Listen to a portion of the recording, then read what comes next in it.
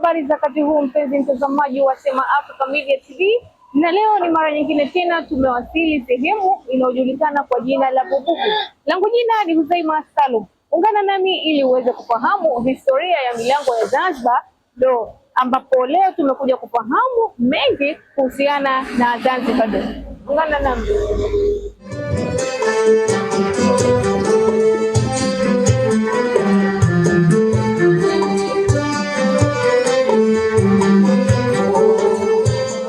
Mpenzi mtazamaji wa Sema Africa Media TV, na tayari hapa nipo na mchongaji wa Zanzibar.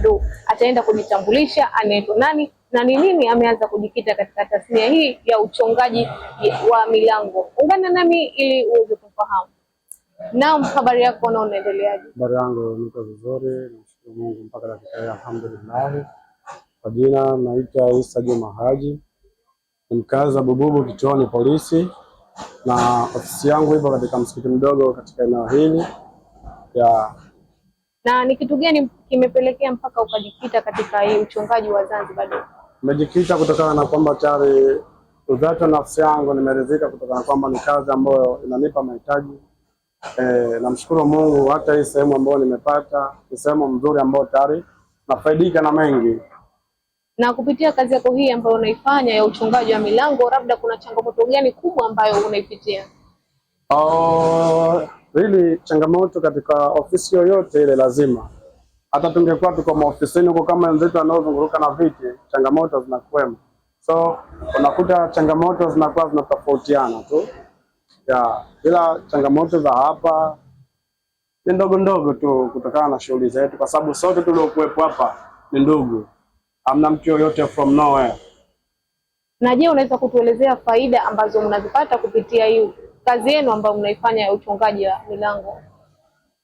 Faida ambazo tunazipata, faida ya kwanza ni elimu tayari, na faida ya pili tunapata mahitaji kupitia elimu yetu. Faida ya tatu, alhamdulillah, tunapata riziki kupitia hii ofisi ambayo tayari tunatengeneza bidhaa hizo kama ambazo unaziona, tunaweka, unapotokea mteja tunauza na riziki tunapata, alhamdulillah. Na vipi kiupande wa soko? Kama tunavyojua sasa hivi milango hii ni ya zamani kidogo, ni ya kihistoria. Sasa hivi kuna milango ambayo ni ya design. Kiupande wa soko ni vipi? Kila siku zinapozidi kusonga mbele vitu vinakuwa vinabadilika. Otherwise tumetoka mbali, kama unavyoona Mji Mkongwe kule kuna milango ya kikale sana, na ukilinganisha na milango sasa hivi, yani kuna tofauti mkubwa sana. Na naamini kama ushawahi kutembelea mazingira hayo, bila shaka itakuwa umejionea. So mimi naona sidhani kama labda kuna maelekezo mengi sana kutokana na hilo, sababu kila kitu kipo wazi. Na labda kuna elimu ambayo, maana tayari wewe tayari umeshazoea labda kutengeza hii milango. Je, kuna elimu ambayo kuna watu wengine labda mnawapa au ni vipi? Of course tunao vijana saizi tu kidogo wametoka, ndo kama unapojua tena kipindi hichi kidogo kila mmoja ile umeenda nyumbani huko kutafuta. Na vipi kama kuna kijana ambaye anahitaji kujiunga lakini hafahamu apite njia gani ili aweze kuja kujifunza na yeye aweze kutengeza hizi Zanzibar? Kwa kusema kweli hilo, kwanza mimi nina uongozi wangu. Unifahamu?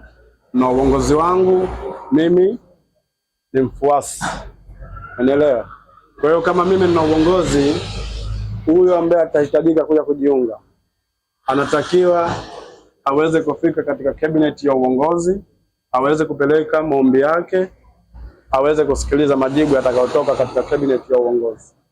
Na ofisi yenu Raba iko hapa tu au kuna sehemu nyingine pia? Ofisi hapa, ofisi ina tawi jingine. Hii ofisi hapa ina tawi jingine, ina matawi mawili mpaka matatu. Na vipi kiupande wa soko, wengi ambao wananunua ni yani tuseme ni wazaliwa hapa Zanzibar au ni wageni?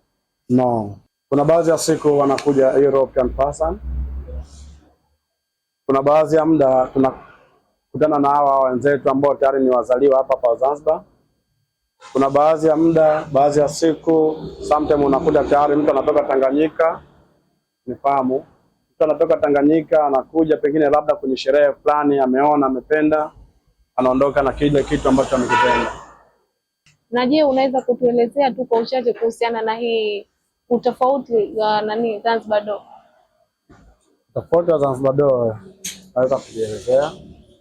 Tofauti wa Zanzibar Door ni kama ambavyo unaona hiyo hapo milango. Kuna milango ambayo tayari hapa ni ya square. Otherwise kuna mlango kama ule pale mkubwa. Kwa Kiswahili tunaita mlango wa round. Lakini kwa wenzetu kwa wanaita mlango wa arch. Mfahamu? Kwa hiyo utofauti wa milango ni hiyo hapo miwili. Ila pia kuna mengine ambao kwa kidogo yanatofautiana kidogo tu, ambao tayari inakuwa na papi mbili. So nakuta hiyo hapo kidogo imetoka kidogo, hatujaweka. Kwa hiyo tofauti ya mlango wa raundi na arch na square, tofauti yake ndio hiyo hapo. Asante sana. No problem. Na maoni yako kwa wapenzi watazamaji wa Sema Africa Media ni yapi hasa? Maoni yangu labda tu kwa wale ambao wengi sana wanaona hizi process ambazo nimemwomba Mungu kuweza kujiunga mimi. Na kwa yule ambaye anahisi itakuwa ni namna gani vipi, basi bila shaka tunamkaribisha katika hii process, kwa sababu hakuna kitu kizuri kama kuwa na elimu yako.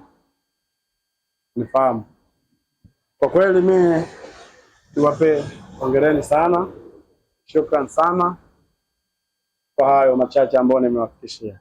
Na mpenzi mtazamaji wa Sema Africa Media TV, naamini umejifunza mengi kupitia kipindi chetu kizuri kabisa. Kwa siku ya leo sina la ziada, nikutakie siku njema na kwaheri.